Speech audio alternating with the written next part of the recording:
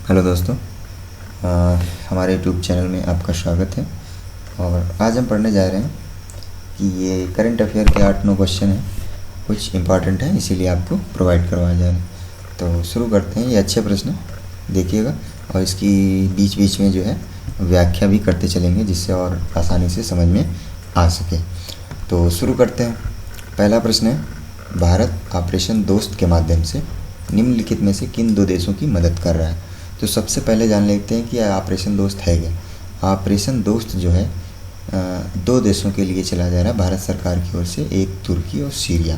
ठीक है, तुर्की और सीरिया इसके लिए चला जा रहा है। ये क्यों चलाया जा रहा है? क्योंकि अभी लगभग 6 फरवरी 2023 मतलब अभी 6 फरवरी को एक वहाँ पे भूकंप आया था। लगभग 7.7 रिक्टर स्केल पे इसका पैमाना था। तो काफ़ी ख़तरनाक भूकंप है और ये जो है इससे काफ़ी जनधन की हानि हुई। वहाँ पे काफ़ी लोग प्रभावित हुए। तो इसकी वजह से भारत जो है एक ऑपरेशन दोस्त चला रहा है, जिसमें अभी ये 6ठा विमान भेजा गया है तुर्की को, 6ठा विमान। और इसमें मुख्य रूप से एनडीआरएफ के कर्मचारी हैं और डॉग स्क्वाड हैं और मुख्य रूप से दवाएं शामिल हैं। और जो हमारी सेना है, एनडीआरएफ की टीम जो है वो वहाँ पे एक तुर्की में हटाय प्रांत है। हटाय कौन सा प्रांत है? हटाय प्रांत है। वहाँ पे एक फील्ड अस्पताल भी उसने स्थापित किया है, जिससे लोगों की आवश्यकता अनुसार मदद की जा सके। अब यहाँ पे एक चीज़ और है कि जो हमारा एनडीआरएफ की टीम है ये पहले भी अभियान में हिस्सा ले चुकी है। एक 2011 में जापान में एक ट्रिपल डिजास्टर हुआ था, जैसे भूकंप, सुनामी, 2011 की बात कर रहे हैं, और परमाणु संकट।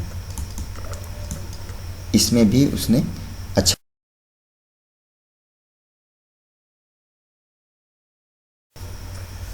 और 2015 में नेपाल में। ठीक है, तो एनडीआरएफ की टीम जो है इन दो अभियानों में भी हिस्सा ले चुकी है। अब आगे देखते हैं, अगला प्रश्न देखते हैं। तो इस टाइप से ये वाला जो है, इस प्रश्न का उत्तर कौन सा आएगा? तुर्की और सीरिया। इन दो देशों ऑपरेशन दोस्त के माध्यम से दोनों देशों के मध्य जो है रिश्ते और भी मजबूत होंगे।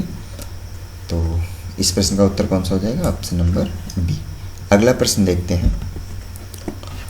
अगला प्रश्न है आपका,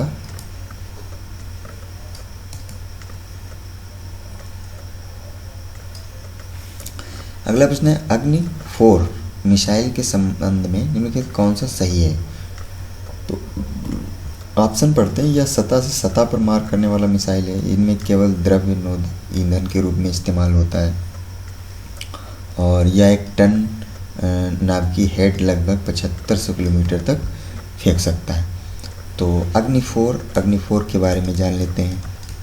अग्नि 4 जो है इसके बारे में जान लेते हैं कि इसकी लंबाई लगभग कितनी होती है, इसका वज़न कितना होता है और इसकी मारक क्षमता कितनी होती है। मेन रूप से यही चीज़ें पूछी जाती हैं परीक्षाओं में। तो चल देखते हैं। इसकी जो लंबाई होती है लगभग 20 मीटर होती है। इसकी लंबाई कितनी होती है? 20 मीटर। और इसका वज़न लगभग कितना होता है? वज़न होता है आपका 17 टन। 20 मीटर लंबाई होती है, 17 टन इसका वज़न होता है लगभग। और इसकी मारक क्षमता जो है 4000 किलोमीटर। इसकी मारक क्षमता कितनी है? 4000 किलोमीटर है। और ये कैसी मिसाइल है? ये सतह से सतह पर मार करने वाली है। सतह से सतह पर मार करने वाली मिसाइल है। तो इस टाइप से इस प्रश्न का उत्तर कौन सा सही होगा? देखो, हमने बताया 4000 किलोमीटर, तो ये वाला ऑप्शन गलत हो गया। और दूसरी चीज़ हमने बताई, ये सतह से सतह पर मार करने वाली मिसाइल है, तो यानी कि ऑप्शन नंबर ए जो है आपका वो राइट आंसर हो जाएगा। तो इस प्रश्न का उत्तर है ऑप्शन नंबर ए। अगला प्रश्न देखते हैं। अगला क्वेश्चन देखते हैं क्या है। हाँ, परख के संदर्भ में निम्नलिखित कथनों पर विचार करना है। और प्रश्न नंबर 1 है इसमें, यह भारत का पहला राष्ट्रीय मूल्यांकन नियामक है। यह भारत का पहला राष्ट्रीय मूल्यांकन नियामक है। तो ये बिल्कुल सही है, ये भारत का पहला राष्ट्रीय मूल्यांकन नियामक है।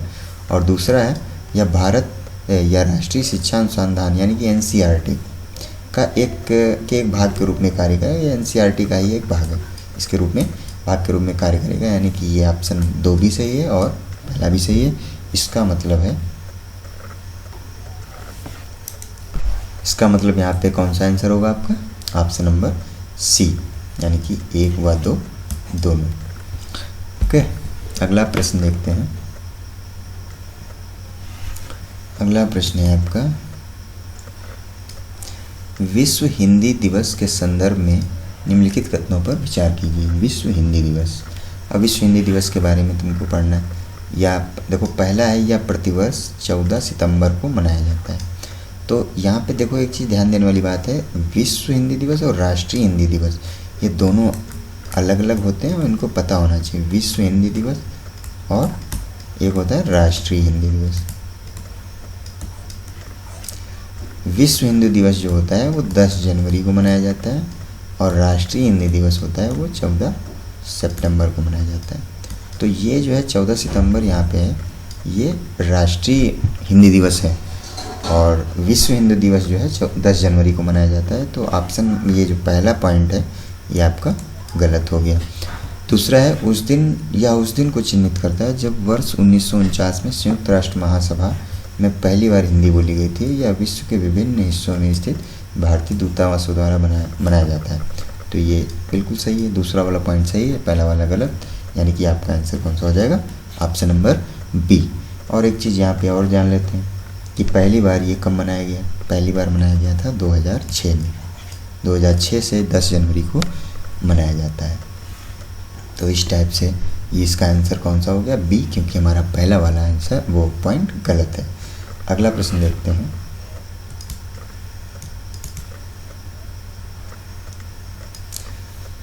प्रत्येक वर्ष अंतर्राष्ट्रीय नागरिक उड्डयन दिवस कब मनाया जाता है? तो इस प्रश्न ऑप्शन पढ़ लेते हैं। 7 दिसंबर है, 9, 12 अप्रैल, 20 अगस्त। तो यहाँ पे सबको पता होना चाहिए कि अंतर्राष्ट्रीय नागरिक उड्डयन दिवस जो है 7 दिसंबर को मनाया जाता है। ठीक है, तो ऑप्शन नंबर A जो है वो करेक्ट आंसर हो जाएगा। अगला प्रश्न देखते हैं। इसमें कुछ था नहीं बताने को। देखो, प्रधानमंत्री विश्वकर्मा कौशल सम्मान योजना का संबंध निम्नलिखित में से किससे है? तो इसका सीधा संबंध है पारंपरिक शिल्पकार। ठीक है, तो ऑप्शन नंबर A जो है वो करेक्ट आंसर हो जाएगा और ये गलत। अगला प्रश्न देखते हैं आपका, जहाँ पे व्याख्या करनी होगी हम व्याख्या कर देंगे, अच्छे से समझ में आ जाएगा। तो अगला प्रश्न देखते हैं कि कौन सा है, निम्नलिखित देशों में किसकी सीमाएं अफगानिस्तान से लगती हैं? तो अफगानिस्तान से किसकी सीमाएं, कौन कौन सी सीमाएं लगती हैं? इनके पड़ोसी देश कौन कौन से हैं अफगानिस्तान के? तो वो एक नज़र में ऐसे देख लेते हैं। जैसे ये अफगानिस्तान हो गया। ठीक है, तो ये क्या है कि यहाँ पे उत्तर पूर्व यहाँ पे हुआ ऐसा।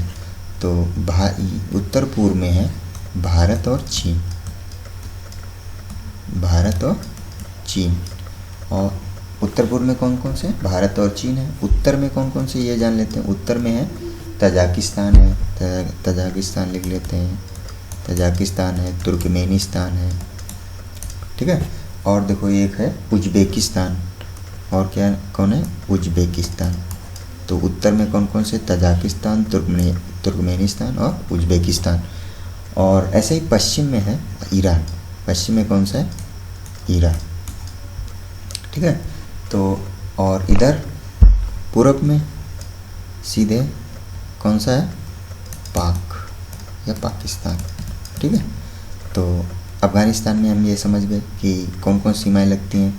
ये जो ईरान है ये दक्षिण में यहाँ पे ऐसे मिलता है, और पाकिस्तान जैसे ये इसकी सीमा हो गई, और ये पाकिस्तान की सीमा ऐसे आती है। पाकिस्तान की सीमा जो है ईरान से यहाँ पे मिलती है। तो पूर्व में कौन कौन से हैं? तजाकिस्तान और उज्बेकिस्तान और तुर्कमेनिस्तान, ठीक है। और भारत चीन है उत्तर पूर्व में, पश्चिम में पाकिस्तान है, ईरान जो है पश्चिम में है, पूर्व में पाकिस्तान है। तो यहाँ पे देख लेते हैं कौन कौन से हैं। तजाकिस्तान भी है, तुर्कमेनिस्तान भी, उज्बेकिस्तान, ये तीनों कहाँ से हैं, ये नॉर्थ में है, ठीक है। तो ऑप्शन हमारा डी हो जाएगा, ये तीनों सही हैं। अगला प्रश्न देखते हैं।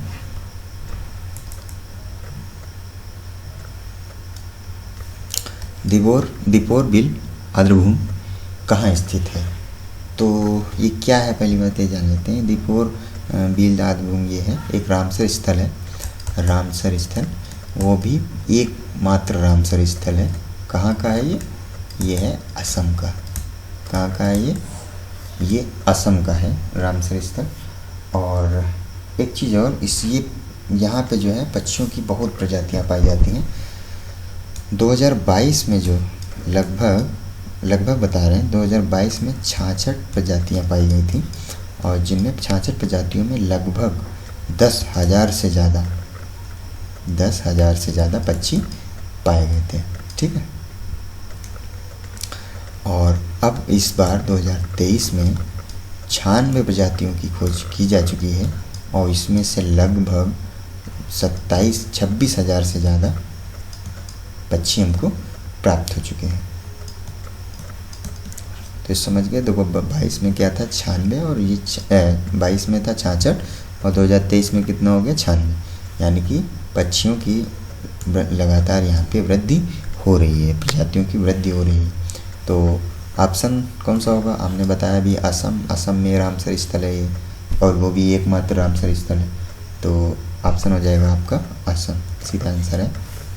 इस प्रश्न का उत्तर हो जाएगा ऑप्शन नंबर बी, असम। तो इस प्रकार से हमारे ये प्रश्न थे 8-9 करंट अफेयर्स के अच्छे प्रश्न हैं। अगर आपको वीडियो पसंद आई तो लाइक शेयर और सब्सक्राइब करिए, और इसी तरीके से हमारे चैनल के साथ जुड़े रहिए और भी अच्छे वीडियो के लिए।